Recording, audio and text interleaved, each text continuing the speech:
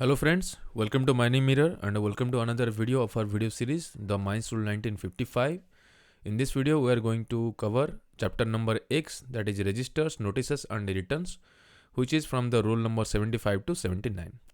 So friends, if you are new in my channel, please subscribe my channel, please like and share with your friends. If you want to contact me, you can WhatsApp me on this number. Let's get started. Rule number 75. Maintenance and production of reports registers and other records. Mines का जो भी reports रहता है, जो registers होता है, वो जो रिकॉर्ड्स होता है, उसका मेंटेनेंस के ऊपर ये रूल है। Question number 1, where shall all the reports registers and records be kept. कहाँ पे जितना भी रिपोर्ट्स है, रजिस्टर्स है और रिकॉर्ड्स है उसको रखते हैं। Answer will be shall be kept at an office or the nearest convenient building within the precincts of the mines. एक जो माइंस का ऑफिस होता है वहाँ पे, या कोई नियरेस्ट कन्वीनियंट बिल्डिंग है जहाँ पे इजीली हम लोग एक्सेस कर सकते हैं और उसको अच्छी तरह से रख सकते हैं, वो जो कि माइंस के प्रेमिसेस में ही हो। Question number 2, in which languages shall the reports registers and records be entered. जो रिपोर्ट्स है, रजिस्टर्स है और जो रिकॉर्ड्स है उसको कौन सा लैंग्वेज में हम लोग मेंटेन करेंगे। Answer will be in English, Hindi or either language understood by the majority of the persons employed in the mines. English में एंट्री करेंगे या हिंदी में करेंगे, या लैंग्वेज जो माइंस में मेजॉरिटी मतलब मैक्सिमम पर्सन्स को जिसको पता होगा वो लैंग्वेज, जैसे डिस्ट्रिक्ट का कोई स्पेशल लैंग्वेज होता है उस टाइप का कोई लैंग्वेज हो, उसमें हम लोग एंट्री कर सकते हैं। Question number 3, how long shall the reports registers and records be preserved. जो रिपोर्ट्स रजिस्टर्स और रिकॉर्ड्स है उसको कितने दिन तक हम लोग प्रिजर्व करना है। प्रिजर्व मतलब अच्छी तरह से उसको रखना है। Answer will B shall be preserved in original for a period of 1 calendar year after the date of last report or last entry। जो रिपोर्ट्स, रिकॉर्ड्स और रजिस्टर से उसका जो लास्ट एंट्री जिस दिन होता है उसके बाद से 1 कैलेंडर ईयर का हम लोग मिनिमम रखना पड़ेगा। 1 कैलेंडर ईयर मतलब क्या होता है? कैलेंडर ईयर स्टार्ट होता है जनवरी से और एंड होता है 31 ऑफ दिसंबर से। और यहाँ पे और एक ईयर है जिसको हम लोग बार बार बोलते हैं, उसको बोलते हैं फाइनेंशियल ईयर। वो स्टार्ट होता है अप्रैल से, स्टार्ट होता है 1 अप्रैल से और एंड होता है 31 ऑफ द मार्च। ठीक है, तो मिनिमम हम लोग को 1 साल उसको रखना है प्रिजर्व करके। अब चलते हैं rule number 76, registers of reportable and minor accidents. जो रिपोर्टेबल एक्सीडेंट्स होता है या जो माइनर एक्सीडेंट्स होता है उसका रजिस्टर के बारे में है। Question number 4, which section is related to the notice of the accidents. यहाँ पे सेक्शन पूछ रहा है। सेक्शन मतलब होता है जो माइंस एक्ट 1952 है उसका सेक्शंस होता है। तो 19 जो हम लोग का माइंस एक्ट है उसका कौन सा सेक्शन रिलेटेड है नोटिस ऑफ द एक्सीडेंट के ऊपर। ठीक है, answer will be section 23। Question number 5, in which register the minor and reportable accident shell be maintained. कौन सा रजिस्टर में मेंटेन करते हैं हम लोग माइनर एक्सीडेंट और रिपोर्टेबल एक्सीडेंट्स को। आंसर विल बी जो माइनर एक्सीडेंट्स होता है शैल बी मेंटेन्ड इन फॉर्म के। ठीक है, और जो रिपोर्टेबल एक्सीडेंट्स होता है वो मेंटेन होता है फॉर्म जे। तो रिपोर्टेबल हो गया फॉर्म जे और माइनर हो गया फॉर्म के में। Rule number 77, registers of employees. जो एम्प्लॉइज का रजिस्टर्स होता है। Question number 6, which section is related to the register of the persons employed. फिर से यहाँ पे पूछ रहा है जो माइंस एक्ट है उसका कौन सा section register of the persons employed के साथ रिलेटेड है। Answer will be section 48। Question number 7, in which form the registers of employees shall be maintained. कौन सा फॉर्म में जो register of the employees maintain करना पड़ता है वो कौन सा फॉर्म में होता है। Answer will be form B, जिसको हम लोग बोलते हैं बी रजिस्टर। ठीक है, keeping a separate page for each person employed in the mines. हर पर्सन के लिए, जितना भी लोग हम लोग का माइंस में काम कर रहे हैं, ईच पर्सन के लिए एक एक पेज हम लोग डेडिकेटेड रखते हैं ताकि अच्छी तरह से वो मेंटेन हो पाए। तो उसको बोलते हैं हम लोग बी रजिस्टर। लेकिन 2017 में एक अमेंडमेंट आया है जिसमें चेंजेस हुआ है, जिसमें भी फॉर्म है, इसको बोलते हैं हम लोग ease of compliance to the maintain registers for various levels rule 2017। ये 1955 में जो भी फॉर्म है यहाँ पे उसका कुछ चेंजेस यहाँ पे किया गया है। खास करके जैसे कि फॉर्म बी वो हो चुका है form A, form C D E. Form C क्या है? जो रजिस्टर हम लोग मेंटेन करते हैं एम्प्लॉयज़ के लिए अंडरग्राउंड जो माइंस है उनके लिए। और डी और ई होता है जो एक हो गया ओपन कास्ट के लिए और एक हो गया अबव ग्राउंड के लिए, उनके लिए जो रजिस्टर हम लोग मेंटेन करते हैं काम स्टार्ट करने से पहले और माइन से निकलने के बाद। तो वो भी चेंज हो गया, फॉर्म डी हो गया है, सी डी ई मर्ज हो गया डी में, फॉर्म एफ हो गया फॉर्म ई, फॉर्म जी और एच हो गया फॉर्म ई, और फॉर्म आई हो चुका है फॉर्म बी। ठीक है, तो अभी जो हम लोग बात कर रहे थे कि फॉर्म बी को मेंटेन करना है रजिस्टर ऑफ द एम्प्लॉयज को रखने के लिए, वो फॉर्म बी हो चुका है अभी फॉर्म ए। ठीक है, अब चलते हैं आगे। रूल नंबर 77 का और एक है ए आइडेंटिटी टोकन, मतलब एक तरह का हम लोग बोल सकते हैं जो आइडेंटिटी कार्ड, जो आइडेंटिटी प्रूफ, जिसको देख के पता चले कि ये पर्सन का नाम क्या था, ये कहाँ पे काम कर रहा था, और उसके बारे में और कुछ कुछ जानकारी।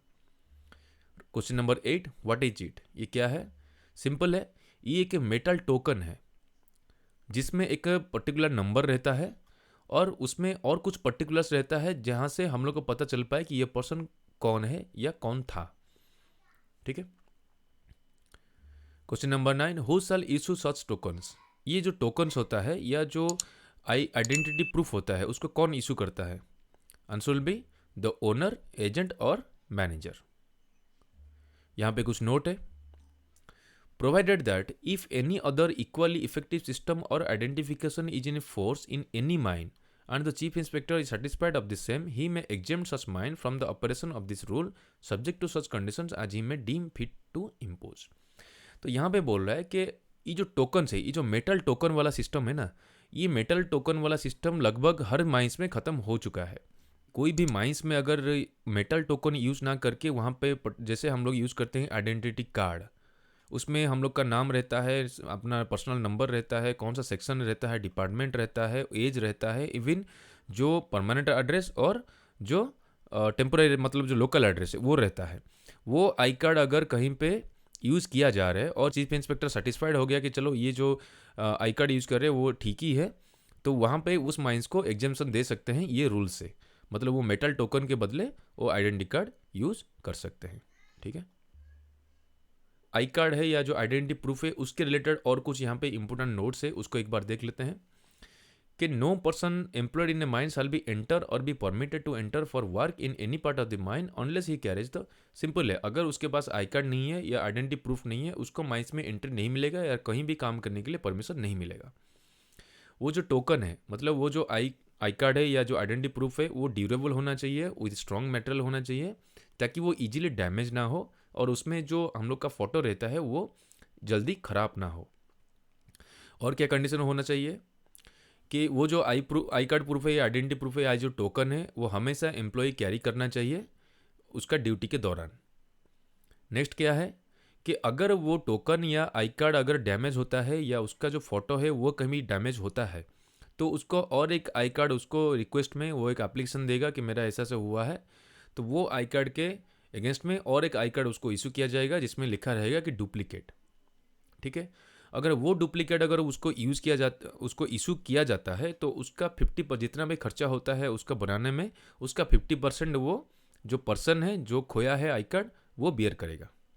ठीक है, और एक चीज़ क्या है, जो टोकन नंबर है या जो आई कार्ड नंबर है या जो अदर पर्टिकुलर्स है जो बी रजिस्टर हम लोग मेंटेन करते हैं जो अभी चेंज हो गया है फॉर्म ए हो गया है, मतलब अभी हम लोग बोलेंगे कि जो ए रजिस्टर हम लोग मेंटेन करते हैं वो पर्सन का जो एक एक पेज में एक एक आदमी का सारा डिटेल्स रहता है, वो डिटेल्स में भी जो टोकन का नंबर है या आई कार्ड का जो नंबर है वो भी यहाँ पे मेंशन किया जाएगा। ठीक है, अब चलते हैं आगे। Rule number 78, register of daily attendance, जो डेली अटेंडेंस हम लोग लेते हैं माइंस में उनका रजिस्टर कौन सा है? Question number 10, what are the registers to be maintain for daily attendance, daily attendance के लिए कौन सा रजिस्टर मेंटेन करते हैं? Answer, for underground register is maintain in form C. बताए थे हम लोग आपको कि जो अंडर सी डी ई है, तीन यहाँ पे रजिस्टर है, तीन फॉर्म है। जो फॉर्म सी है वो अंडरग्राउंड का हो गया, जो डी है वो हो गया ओपन कास्ट का, जो ई हो गया वो हो गया अबव ग्राउंड का। अभी लेकिन ये तीनों को तीनों चेंज होके हो गया है फॉर्म डी। ठीक है, तो जो अंडरग्राउंड का रजिस्टर मेंटेन करते हैं वो हो गया फॉर्म सी, मतलब अभी हो गया फॉर्म डी। जो ओपन कास्ट के है वो फॉर्म डी में होना चाहिए, वो अभी हो गया फॉर्म डी। और जो अबव ग्राउंड है वो मेंटेन होना चाहिए था, पहले हो रहा था फॉर्म ई में, अभी वो चेंज होके हो गया है फॉर्म डी। तो यहाँ पे और एक बार में मेंशन कर देते हैं, जो फॉर्म सी डी ई है वो अभी चेंज होके फॉर्म डी हो गया है। ठीक है। Question number 11, at which places the entries to such register will be maintained. कौन सा जगह पे ये जो रजिस्टर हम लोग एंट्री करते हैं रजिस्टर में, उसको हम लोग मेंटेन करते हैं।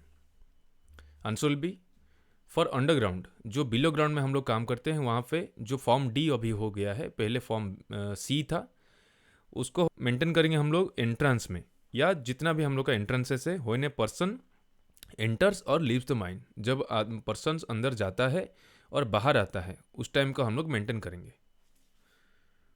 उसके बाद ओपन कास्ट में जो पहले फॉर्म डी था अभी भी फॉर्म डी ही है, और जो अबव ग्राउंड है पहले फॉर्म ई था अभी वो फॉर्म डी हो गया है, उसको भी हम लोग मेंटेन करेंगे। कहाँ पे?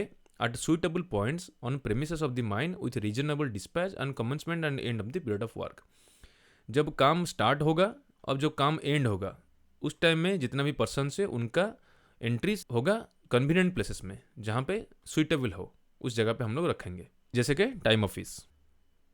Rule number 79, posting of abstracts, bylaws and notices. जो एब्स्ट्रैक्ट्स होता है मतलब जो मेन पॉइंट्स होता है जिसको हम लोग को ज़रूरी है फॉलो करना, जैसे कि 1952 जो माइंस एक्ट है उसका एब्स्ट्रैक्ट जो अभी 5th शेड्यूल में है वो एब्स्ट्रैक्ट्स हो गया, बायलॉज हो गया एंड नोटिसेस हो गया। उसको कहाँ पे हम लोग पोस्ट करना है, मतलब कहाँ पे उसको डिस्प्ले में रखेंगे। Question number 12, in which schedule the abstracts of the mines act is given. कौन सा शेड्यूल में माइंस एक्ट का एब्स्ट्रैक्ट्स दिया गया है? Answer will be 5th schedule. ये बहुत अच्छा क्वेश्चन है। Question number 13, where the abstracts of the mines act shall be posted and in which language. जो हम लोग का 1952 का जो एब्स्ट्रैक्ट है जो 5th शेड्यूल है उसको हम लोग कहाँ पे पोस्टिंग करेंगे और कौन सा लैंग्वेज में पोस्ट करेंगे? Answer will be at outside of the office. Office का बाहर में हम लोग पोस्ट करेंगे इन English, Hindi or either language जो डिस्ट्रिक्ट का मेन लैंग्वेज है या जो मेजॉरिटी लोग को पता है माइंस में, वही लैंग्वेज में उसको हम लोग डिस्प्ले में रखेंगे। Question number 14, which section is related to the power of the central government to make regulation. ये सेक्शन के बारे में है, जो हम लोग का माइंस एक्ट है उसका कौन सा सेक्शन में जो सेंट्रल गवर्नमेंट को पावर दिया गया है रेगुलेशन को बनाने के लिए, वो हो गया सेक्शन 57। इसको अच्छी तरह से याद रखिएगा, सेक्शन 57। और एक है सेंट्रल गवर्नमेंट को जो पावर दिया गया है रूल बनाने गया है, वो कौन सा सेक्शन में आता है? वो है सेक्शन 58। तो ये दोनों इजीली याद रह जाएगा, सेक्शन 57 और 58। एक हो गया रेगुलेशन और एक हो गया rule. Question number 16, the last question of this video, which section is related to the power of the central government to make bylaws. जो बायलॉज बनता है वो कौन सा सेक्शन को फॉलो करता है? सेक्शन 61। ओके। उसके बाद और कुछ इंपॉर्टेंट नोट है, उसको एक बार देख लेते हैं कि जो भी नोटिसेस हम लोग लगाएंगे बाहर में, जो ऑफिस के बाहर लगाएंगे या कहीं भी ज़रूरत पड़ता है पोस्ट करना, वो लैंग्वेज में रहेगा इंग्लिश, हिंदी और जो लैंग्वेज हम लोग को सबको मेजॉरिटी लोगों को या मैक्सिमम लोगों को समझ में आ रहा होगा। सेकेंड है जो भी एब्स्ट्रैक्ट्स है, बायलॉज है, नोटिसेस है, जो हम लोग आज पर एक्ट, रेगुलेशन और रूल्स के हम लोग बनाते हैं, उसको अच्छी तरह से मेंटेन करना है ताकि वो क्लियर रहे और लीजिबल कंडीशन में रहे। मतलब जहाँ पे हम लोग उसको पोस्ट करेंगे वो अच्छी तरह से सबको अच्छी तरह से दिखे और अच्छी तरह से वो लोग उसको पढ़ पाए, उस कंडीशन में हम लोग को पोस्ट करना है। ओके। तो फ्रेंड्स, ये हो गया रूल नंबर 75 to 79, और इसमें कुछ कुछ इंपॉर्टेंट पॉइंट्स है जिसको याद रखना हम लोग को ज़रूरी है, जो कि एग्जामिनेशन पॉइंट ऑफ व्यू से बहुत ज़्यादा इंपॉर्टेंट है। आई होप कि ये वीडियो आपको अच्छा लगा होगा। अगर आपको वीडियो अच्छा लगा है प्लीज़ लाइक करिए and please share and subscribe my channel. So friends, see you in another video with another chapter or another topic. Thank you.